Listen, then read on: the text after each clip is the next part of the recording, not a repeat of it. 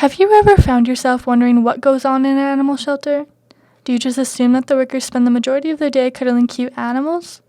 Well, while that may be partially true, there's actually so much more work that goes into running and operating an animal shelter. I mean, yeah, I do get to cuddle puppies, but I'm also cleaning up after them. It's a smelly job. Someone's got to do it. But yeah, I would say, yeah, that's probably the biggest misconception is it's easy. We just sit here and do nothing, but we don't. We're here for 3-4 hours and work nonstop. So Today, we joined two Calgary-based shelters, the Animal Rescue Foundation, better known as ARF, and the Meow Foundation, in order to get an insider's look into the behind-the-scenes of animal shelters. Join us today as we walk through the halls of these shelters and become a silent member of their team. The first thing we're going to look at is how these animal shelters intake their animals and the process that animal goes through from intake to adoption.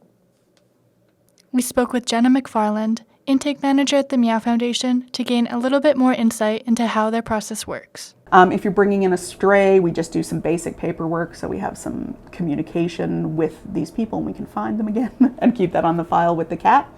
And essentially we'll do a quick assessment here. We don't do the bulk of our veterinary care here, but we will do physical exams. We'll have a look at these animals and we kind of determine what we think that animal needs based on the history that we've gotten from the person who brought it in, which, as you can imagine, is usually quite limited. If it seems like a relatively friendly, even if it's a bit shy cat, it will go into our isolation area.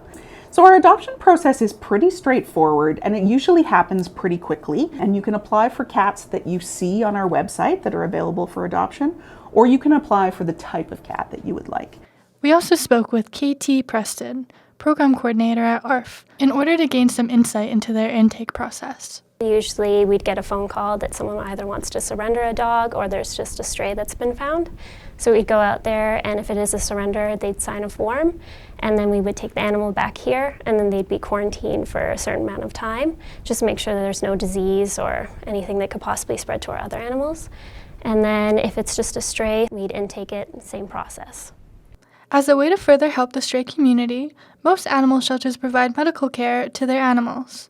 This ensures that each animal gets the help they need while also setting them up for success in their future adoptive homes. So the cats coming here, we usually do their weight, their original deworming, their first set of vaccines here. We kind of look at the temperament of the cat in the carrier and when we have it out doing these exams to see where we think we want to put the cat. We're prioritizing medical care for the cats in our care. So we'll be dosing out medications for the cats that have had recent medical procedures, anyone who has chronic illness. We're also doing a walkthrough and checking all of the animals that are in our care, making sure that everybody looks okay, nobody got sick overnight. If we see any vomiting or diarrhea, we're taking note of that, just so we make sure that we've got our finger on the pulse of what's happening with all the cats. Preston explained the medical journey of a dog and their care at ARF. Well, she had an abscess, so it first started it was smaller than an egg, and then within a day it was bigger than a grapefruit. So she actually had to end up going to the vet to get that drained.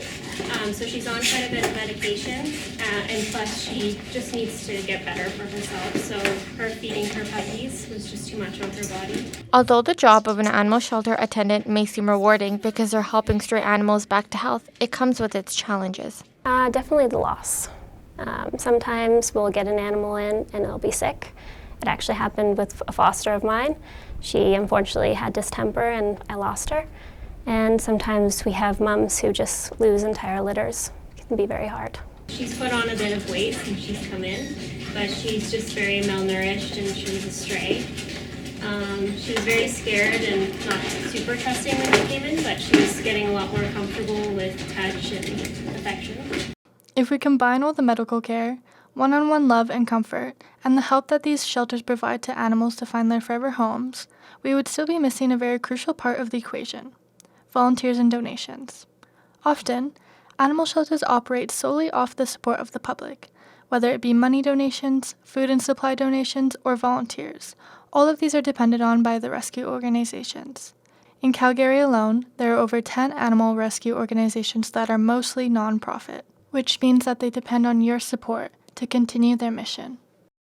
So A wonderful part of working here at Meow is that we have volunteers that fill all sorts of holes in our organizations. Of course, we run based on the generosity of people who want to donate to us. We rely very heavily on a lot of long-term donors that are return donors and return customers to Meow.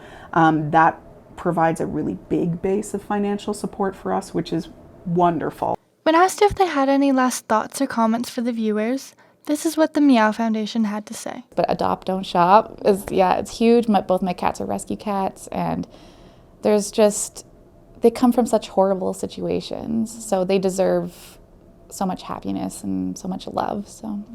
And you hear those arguments all the time, especially with dogs, where people go, oh, well, I want a particular breed, or, well, I want this. I mean, if you try hard enough, you can find whatever it is you're looking for in a place where these animals need help.